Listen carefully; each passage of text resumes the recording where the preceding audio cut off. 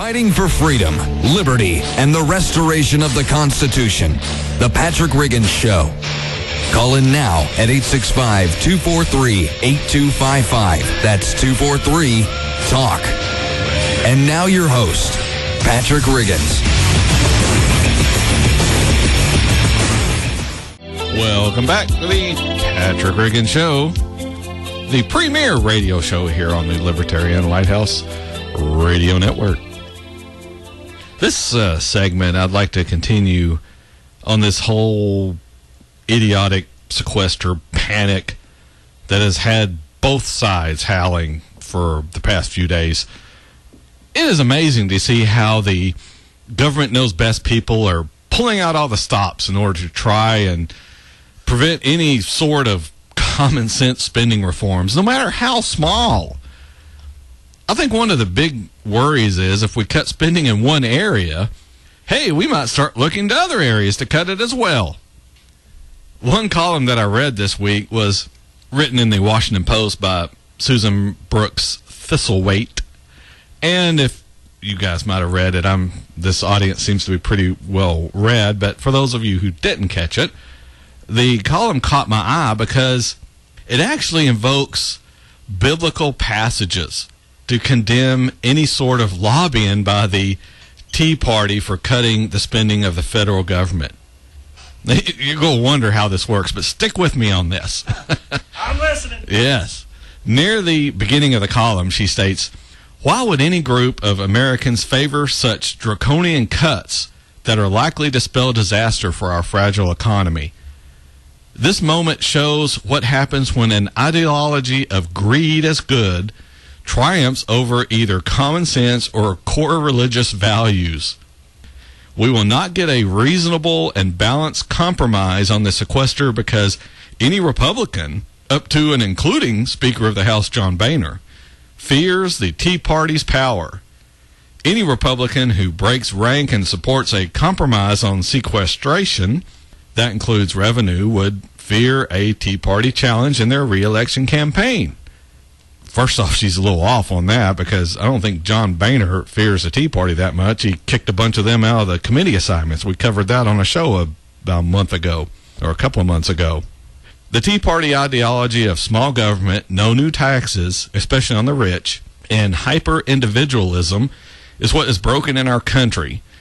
It's as simple and terrible as that. And it is this ideology that we must confront in the strongest possible biblical and theological terms and reject.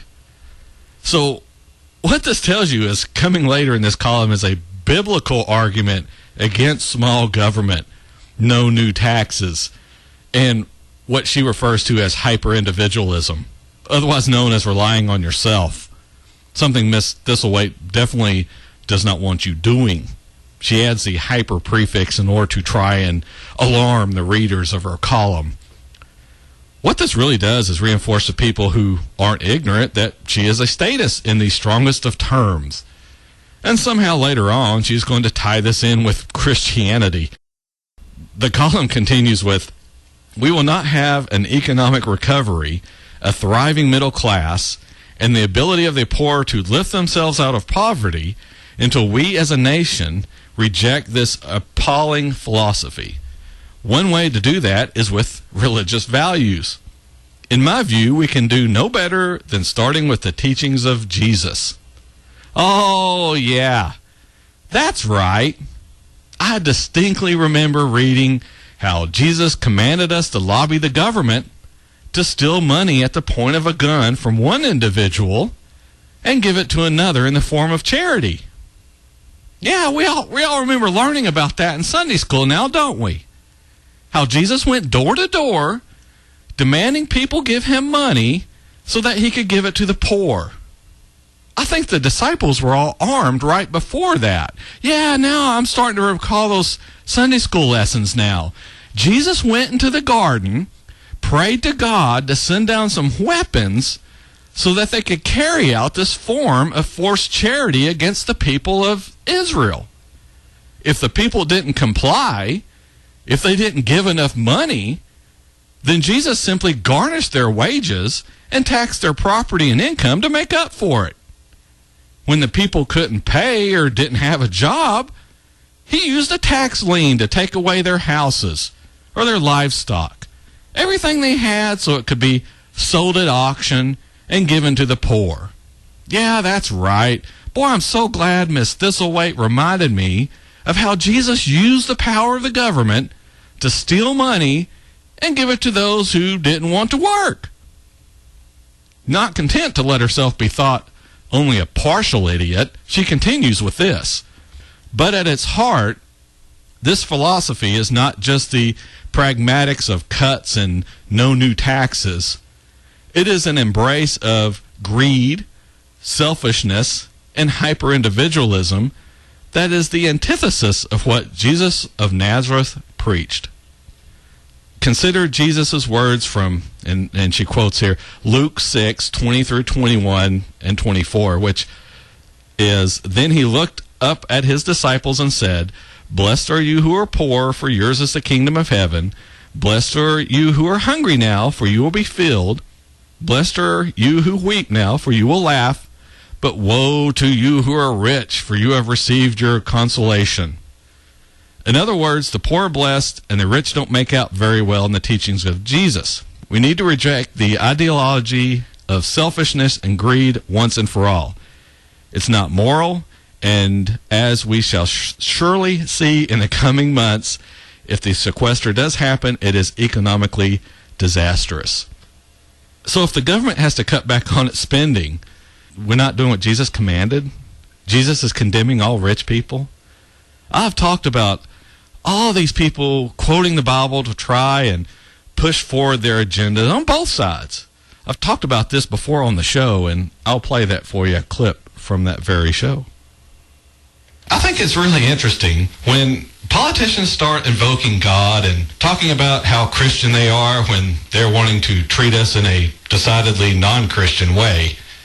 Do you ever wonder if God gets a little angry or irritated with all these people invoking his name and finding scripture to support raising our taxes, reducing our freedoms and liberties? Correct me if I'm wrong, but I cannot seem to find America or our system of government anywhere in the Bible. Doesn't mention anything about it. Doesn't even mention our Constitution, nor our Declaration of Independence. Here's a thought. Maybe God meant for your faith to be personal, a private matter between you and him. Maybe he meant for you to live your life as a Christian, but not to try and force your faith on someone else, or use Christianity as a billy club to beat someone over the head, or invoke God's name in trying to push your political agenda. After all, God doesn't force himself on you. You have a choice, believe or not to believe. You have been granted the free will to determine how you will proceed. And you have the free will to change your mind and go another direction later on. What you don't have is permission to use God's name in the pursuit of your own selfish, egotistical, and frankly greedy ambitions. He doesn't need the bad publicity of you invoking his name in politics. There you go. That's how far ahead of the rest of other radio shows on the dial we are here, and how consistent we are in our analysis of the issues affecting this country. That's what you get here on the Patrick Regan Show. We're up on the last break. When we come back, we'll have the last segment. We'll finish up this, and we'll try to get to a couple other things before the end of the show. This is Patrick Riggins. We shall return after these messages. I can't control it now.